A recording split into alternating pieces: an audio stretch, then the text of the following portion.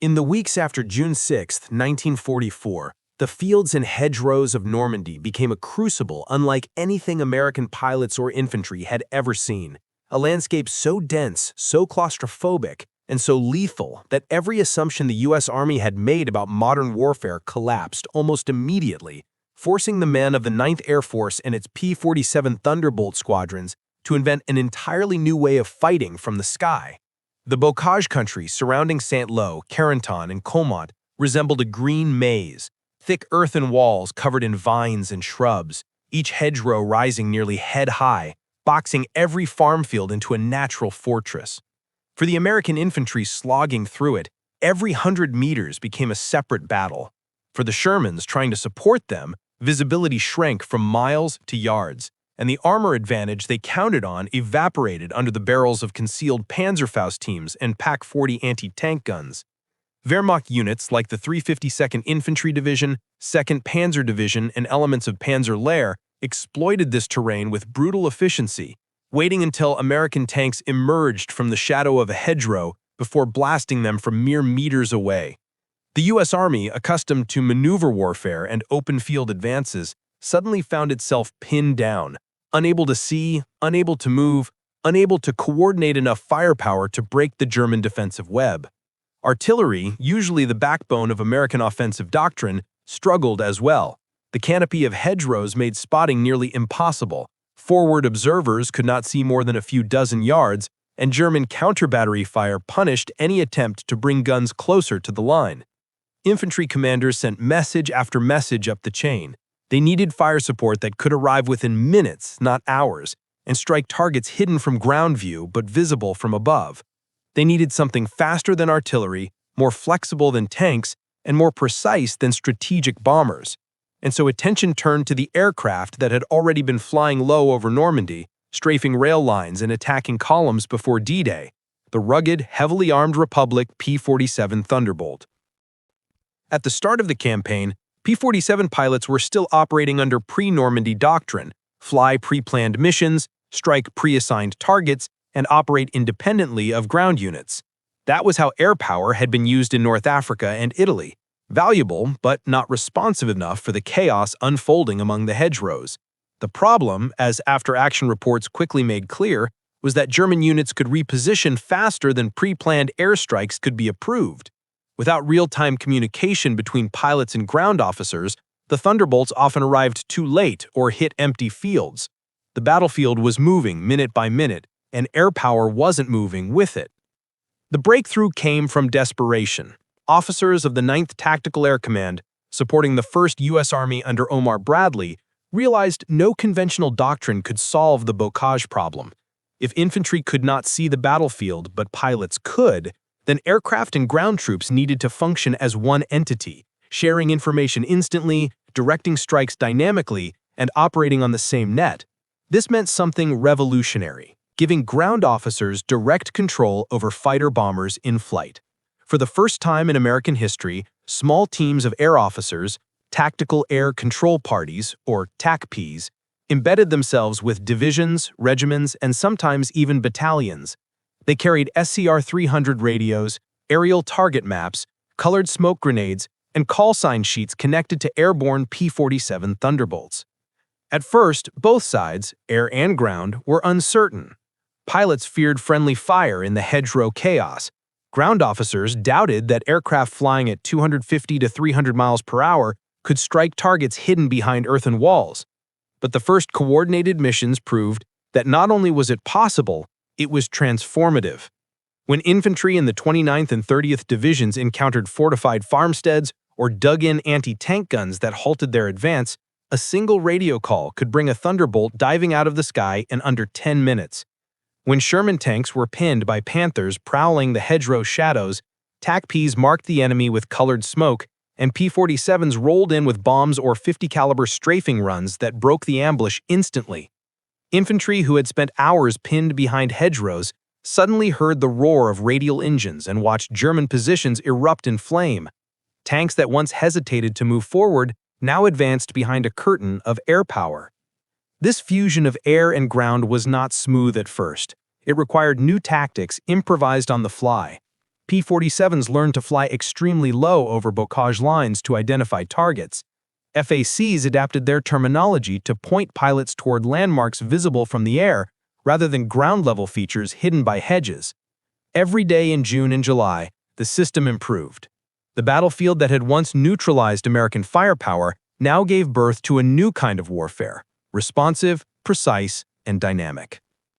Normandy didn't just force innovation, it forced transformation. The P-47 pilots of the 9th TAC and their ground counterparts were not following doctrine, they were writing it in real time. By July 1944, the American Army had something no army in history had possessed: the ability to summon devastating, accurate air power within minutes, coordinated at the small unit level. What began in the claustrophobic nightmare of the hedgerows would soon become the foundation of modern CAS doctrine for the next 80 years. By late June 1944, the P-47 Thunderbolt was no longer just a high-altitude escort or a rail yard attacker.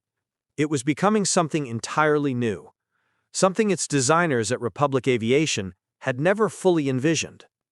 The Thunderbolt, with its massive Pratt & Whitney R2800 engine, 8 50-caliber machine guns, and famously rugged airframe, found itself uniquely suited to the brutal, close-quarters fighting inside the Normandy hedgerows.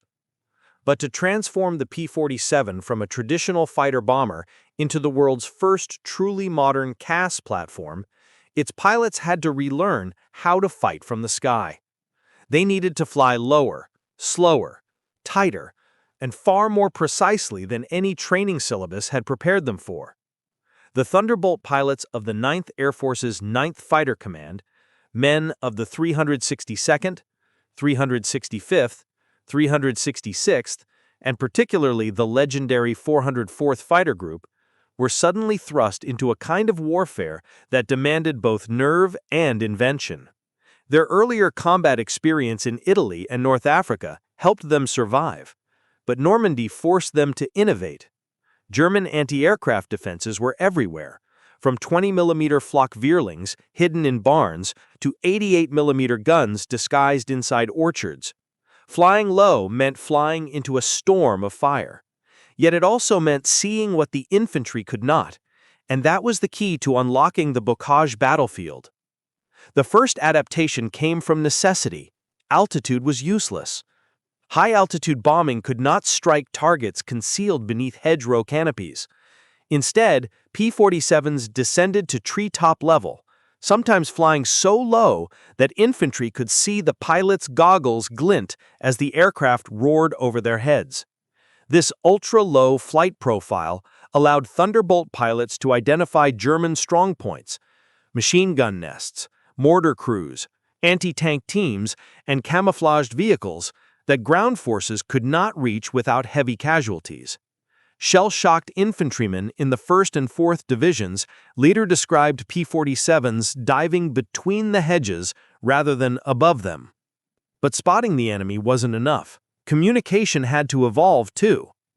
Normandy became the laboratory where new air-ground communication techniques were invented. The SCR-300 walkie-talkie and SCR-522 VHF radios formed the lifeline between pilots and forward air controllers on the ground. Before Normandy, a pilot might receive a target assignment an hour before takeoff. Now he could receive it 10 seconds before releasing his bombs. FACs, often riding in jeeps with whip antennas, took enormous risks to position themselves close enough to the enemy to mark targets with smoke or tracer fire. Many of these air controllers belonged to the newly formed Tactical Air Control Parties, an innovation that fundamentally altered the nature of air support. These controllers, often stationed with regimental and divisional HQs, acted as translators between the battlefield and the sky. They watched the unfolding fight, relayed precise coordinates in real time, and fed a constant stream of updates to orbiting P-47s waiting in cab rank formations above the front. This cab rank system, borrowed later by the RAF, became one of the defining breakthroughs of modern CAS. Instead of launching aircraft only after targets were confirmed, Thunderbolts orbited continuously like airborne artillery batteries ready to fire at a moment's notice. When a TACP called in a strike, the nearest P-47s simply peeled off the stack and dove, cutting response time from hours to minutes. The next challenge was accuracy. In the bocage, a bomb dropped 50 meters off target could do more harm than good. Pilots trained to hit rail yards now had to place bombs inside tiny fields, no larger than tennis courts. Squadron diaries from the 365th and 404th Fighter Groups reveal how quickly pilots adapted. They began using snap dives at low angles, releasing ordnance at lower altitudes, and timing their bomb release based on hedgerow gaps. They developed shorthand radio codes to coordinate with controllers: Rhubarb, Judy, Drop 1, Running Fire, and the famous Scratch 1 Panther, after P-47s destroyed German tanks during the Morton counterattack. Every success reinforced their transformation. When infantry broke through a hedgerow but were pinned by fire from the next one, a single radio call could bring down a rolling wall of 50-caliber fire across the German line. When a Sherman troop spotted a Panther lying in ambush, they could pop smoke, fall back, and let thunderbolts handle the killing blow. One German officer from Panzerlehr later admitted that P-47s forced his tanks to operate like blind men, unable to maneuver without being seen and struck within minutes. The Thunderbolt itself proved ideal for the evolving mission. Its ruggedness was legendary. Pilots routinely returned to base with cylinders shot out of their engine, holes in their wings large enough to crawl through, or flak fragments lodged in their oil coolers. A Messerschmitt could not survive that kind of punishment. A P-47 could, and keep fighting. Its 850 caliber guns, firing up to 100 rounds per second, shredded trucks, exposed infantry, and light armor. Against German heavy armor, Thunderbolts used 500 and 1,000-pound bombs, or 4.5-inch M8 rockets, to disable mobility, blow tracks, or destroy vehicles outright. These attacks were terrifyingly effective.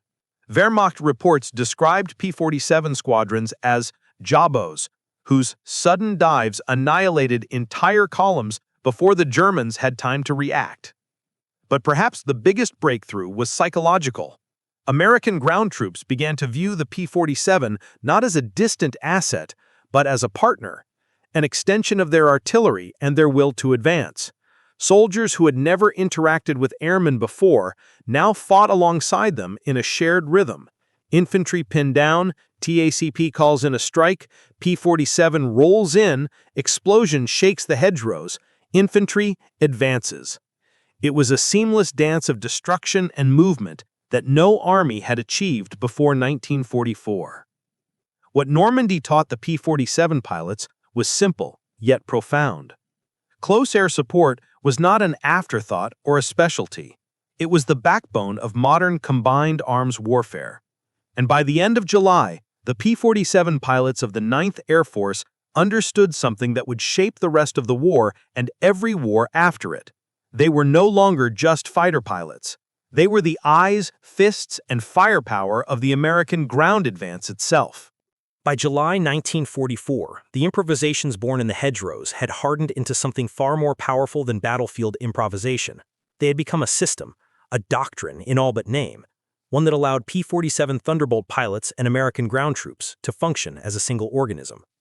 What emerged in Normandy was the first fully integrated air-ground coordination network in the history of warfare, a real-time strike system built around shared radios, standardized communication procedures, and a revolutionary concept known as the cab rank. Before Normandy, air power struck what commanders ordered hours earlier. After Normandy, air power struck what infantry saw seconds earlier. That shift, as simple as it sounds, rewrote the logic of land warfare. The heart of this new system was the Tactical Air Control Party, the TACP, usually a small team of just 3 or 4 men traveling in a jeep equipped with an SCR-300 backpack radio, map boards, aerial overlays, and smoke markers. Positioning themselves dangerously close to the front line, they acted as the brain that linked ground forces to the sky. Infantry officers began relying on these teams as heavily as on their artillery liaisons, because the TACP could do what no other unit could: summon a P-47 strike in under 10 minutes. The speed alone changed everything. German counterattacks that once relied on surprise now found themselves exposed before they even reached the line. Tanks massing behind a hedgerow to prepare for an assault could be spotted by scouts, reported by the TACP, and bombed by P-47s before they ever moved forward. To make this possible, the Tactical Air Command established a layered communication structure. The Air Support Control Center, ASCC, filtered incoming requests, air support parties at division level organized priorities, and TACPs pushed strikes directly into the hands of platoons and companies. This hierarchy allowed pilots to receive intelligence from multiple sources at once: ground observers, reconnaissance aircraft, and even Allied intercept units listening to German radio traffic. But the true genius of the system lay in the cab rank. Instead of sending aircraft only after a request, P-47 squadrons orbited continuously above the front in a stacked circular pattern, 10, 20, sometimes 30 aircraft in fuel-efficient turns, waiting for a TACP to call them in. When the call came, the nearest aircraft broke from the circle, dived almost instantly, made its attack run, then climbed to rejoin the queue. This created a conveyor belt of destruction, a steady stream of strikes capable of hitting dozens of targets per hour. German officers who survived the Normandy campaign later admitted that this system left them disoriented. It was not the air-ground system they had fought in Poland or France or the Soviet Union. There, the Luftwaffe had operated from central direction, attacking in pre-planned waves. Normandy was something else entirely. American air power responded with the speed of a reflex, not the deliberation of a plan. Wehrmacht diaries describe the frustration of hearing an engine roar overhead only minutes after their scouts reported American movement. They are called by radio, like artillery that flies, one German infantry officer wrote. The precision of the strikes stunned both sides. P-47 pilots trained in high-speed dive attacks now improvised techniques to ensure accuracy inside the bocage. Pilot accounts from the 362nd, 365th, and 404th Fighter Groups describe how they began using hedgerows as alignment guides, rolling into dives parallel to the foliage, timing bomb releases to hit fields no larger than a small barn. They practiced skip bombing with 250 and 500-pound bombs when striking wooded edges or hardened farmhouses. Against German armor, they honed devastating combinations: .50 caliber strafing to blind tank crews and force them to button up, followed by rockets or 500-pound bombs to break tracks or detonate fuel. Even the dreaded Panthers and Tigers found themselves vulnerable when caught from above, where their armor was far thinner. Ground units watched in awe as this air-ground marriage reshaped their battles. During the drive towards Saint-Lô, when infantry found themselves unable to advance even 50 meters without taking machine gun fire, TACPs marked the enemy with smoke, and P-47s rolled in to plow the positions flat. During the assault on Villiers-Fassard, a battalion of the 29th Division nearly collapsed under a German counterattack before Thunderbolts arrived and smashed the assault by destroying half a dozen vehicles in minutes. The after-action report simply stated, "The air saved us." The German High Command recognized the danger almost immediately.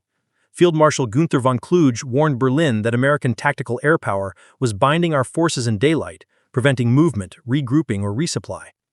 Panzer Lehr, once considered Germany's finest armored division, suffered catastrophic losses not only from artillery but from constant P-47 harassment during every attempt to maneuver. Trucks, supply convoys, and even bicycle troops were annihilated along roads that once offered safe movement. What made this new system even more transformational was how seamlessly the pilots adapted to the demands of the infantry. They learned to identify friendly panels, colored smoke, and tracer patterns.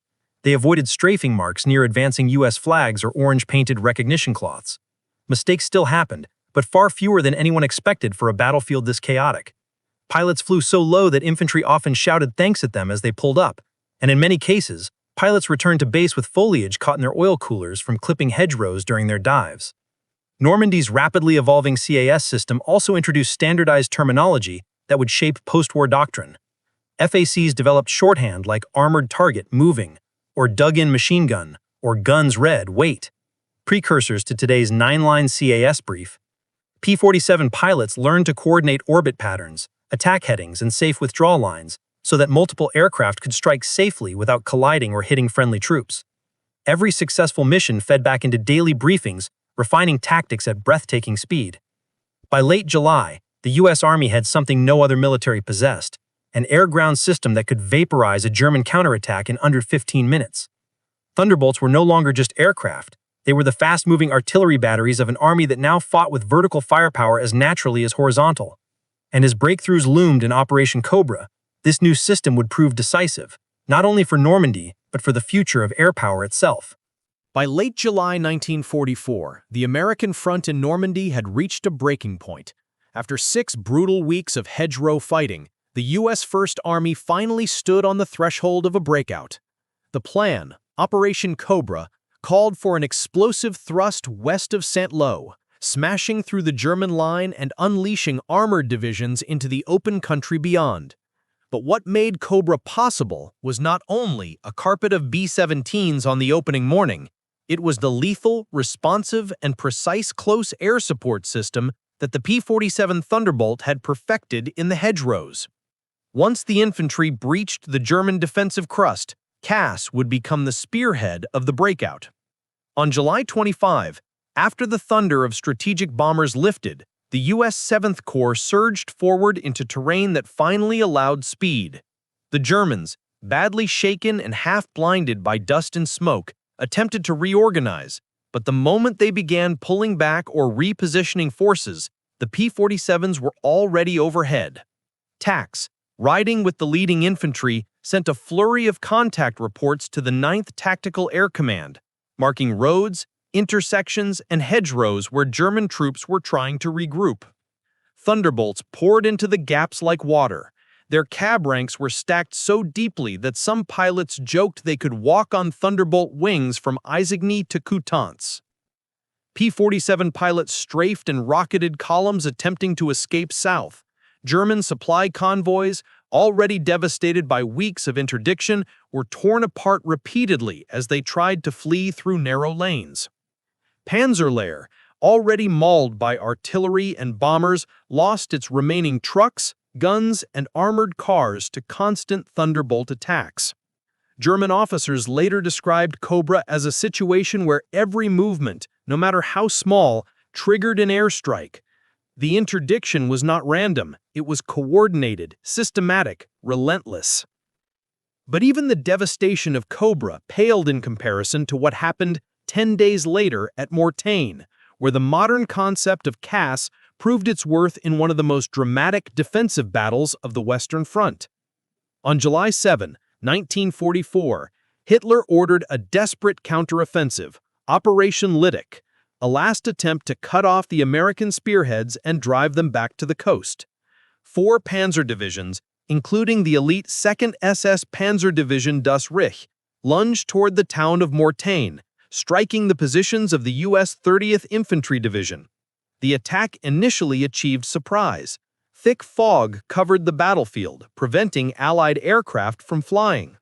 German tanks punched through outposts and threatened to reach the high ground that controlled the American supply lines.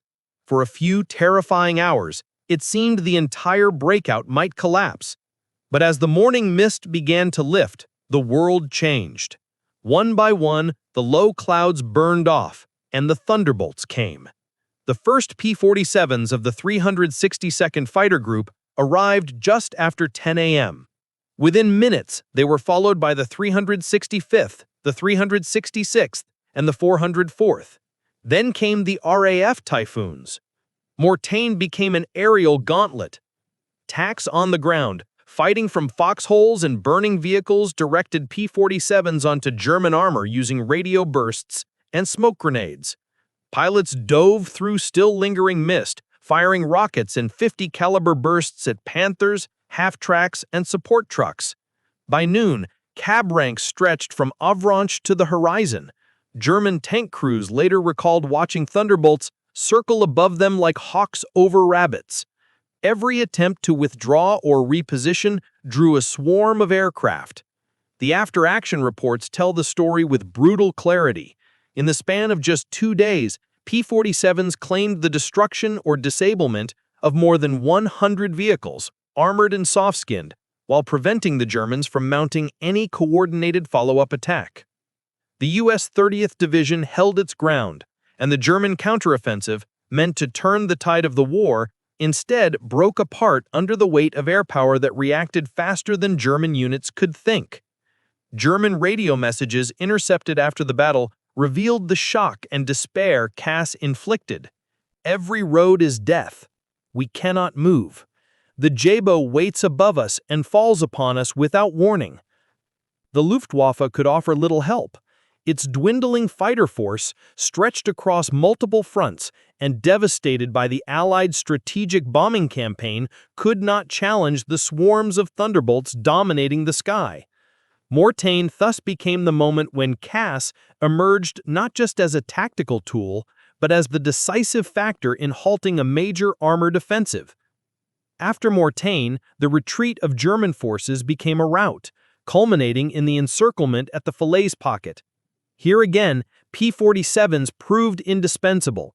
As German units tried to escape through narrow, congested valleys, TACs marked choke points and thunderbolts struck relentlessly.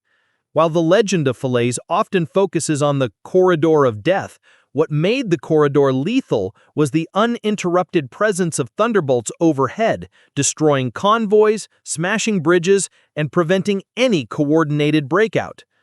German soldiers described the air attacks as ceaseless and mechanical, as if the Americans had built a machine that turned battlefield sightings into explosions within minutes. When the Falaise Pocket collapsed, the German 7th Army was effectively destroyed. American, Canadian, and Polish ground troops fought ferociously to seal the gap, but they did so under an umbrella of air power that prevented the Germans from maneuvering, reinforcing, or escaping. By the time Allied forces reached the Seine River, the verdict was undeniable.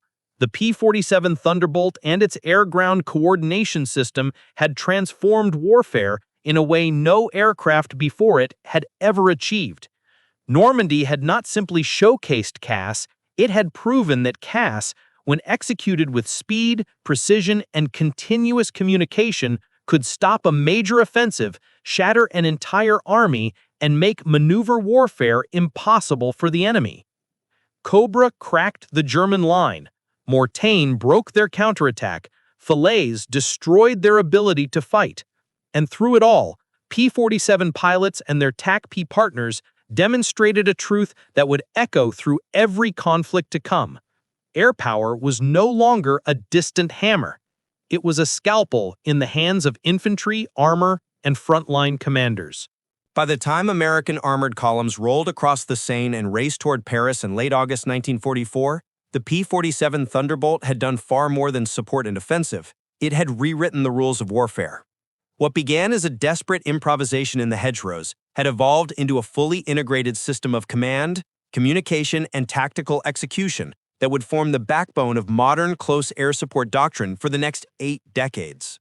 The U.S. Army and Army Air Forces, once divided by culture, hierarchy, and doctrine, were suddenly fighting as a unified machine, and the lessons forged in Normandy would become institutional knowledge that shaped Korea, Vietnam, Desert Storm, Afghanistan, and every conflict in America's post-war history. The most important legacy of Normandy was the realization that air power did not need to be centralized to be effective. The 9th Air Force's IX Tactical Air Command proved that decentralized small unit control, placing the authority to summon aircraft directly in the hands of frontline officers, produced faster, more accurate, and more devastating effects than any top-down system. This idea was revolutionary in 1944. Before Normandy, air commanders believed strike missions needed extensive planning, careful routing, and multi-level approval. After Normandy, the battlefield proved something different. Speed was life. The unit that could see the enemy first and strike the enemy first controlled the battlefield. This lesson became the philosophical foundation of post-war CAS doctrine. In 1946, as the U.S. Army Air Forces transitioned into the independent United States Air Force, after-action analyses from Normandy were circulated among tactical schools.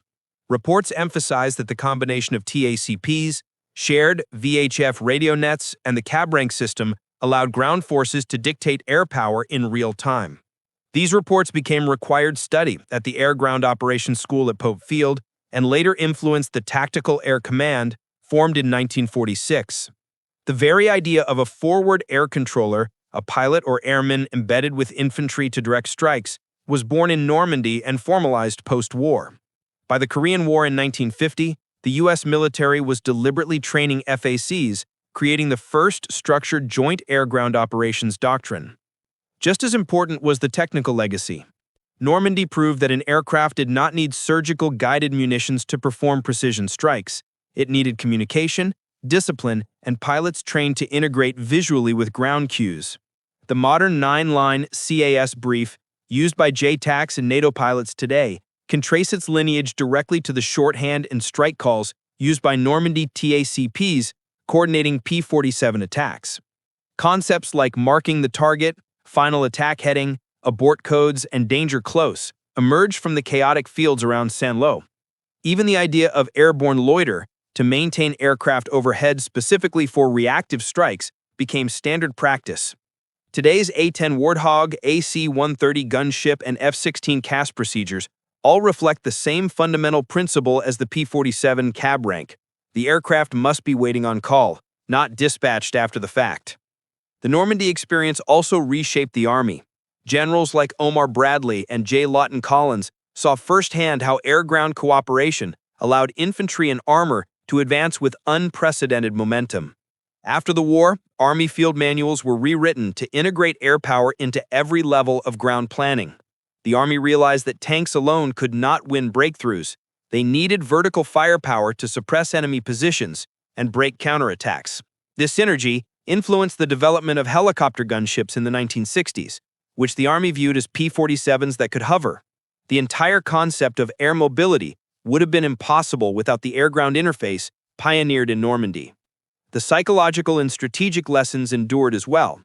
German officers repeatedly testified after the war that the constant presence of P-47s shattered their ability to maneuver, resupply, or coordinate. They noted that even small American advances became dangerous because air power could instantly magnify them into breakthroughs. These insights shaped Cold War planning. NATO strategists studying the Warsaw Pact's tank-heavy structure concluded that tactical air power, fast, reactive, and grounded and forward control, would be essential to halting a Soviet advance through Central Europe. The P-47's descendants from the F-84 to the F-100 to the A-10 were designed with this mission in mind. The fundamental idea of air power as flying artillery was born in Normandy and matured during the Cold War. And beyond doctrine, the legacy of the Thunderbolt pilots lived on in the culture of military aviation. P-47 squadrons in France became symbols of initiative, adaptability, and courage. Their willingness to fly low into forests filled with 20mm flak, their ability to hit targets only yards from friendly troops, and their insistence on staying overhead until the job was done created an ethos that would echo through generations of fighter pilots. A-10 pilots in Iraq and Afghanistan often cited P-47 squadrons as spiritual predecessors, rugged aircraft, frontline soldiers, shared radios, precision under pressure. The lineage was unbroken. Even more remarkable, many of the pilots who pioneered CAS in 1944 went on to shape the Air Force's tactical doctrine after the war. Veterans of the 365th Hellhawks, the 362nd Mogens Mahlers, and the 404th Fighter Group became instructors, test pilots, and commanders in the emerging Air Force. They carried the Normandy lessons with them, embedding them into training syllabi and tactical manuals. Their experiences, improvised under fire, became the professional foundation of American air power. By the time the war in Europe ended in May 1945, the P-47 Thunderbolt had destroyed thousands of German vehicles, smashed supply columns, broken armored counterattacks, and cleared the path for Allied victory. But its greatest achievement was not measured in wreckage or tonnage, it was measured in doctrine. The idea that air power must be integrated with ground forces in real time at the lowest tactical level was the revolution that Normandy forced into existence, and that revolution became the blueprint for every US and NATO operation that followed. The pilots who rolled into Normandy skies in June 1944 thought they were flying missions. In reality, they were inventing the future.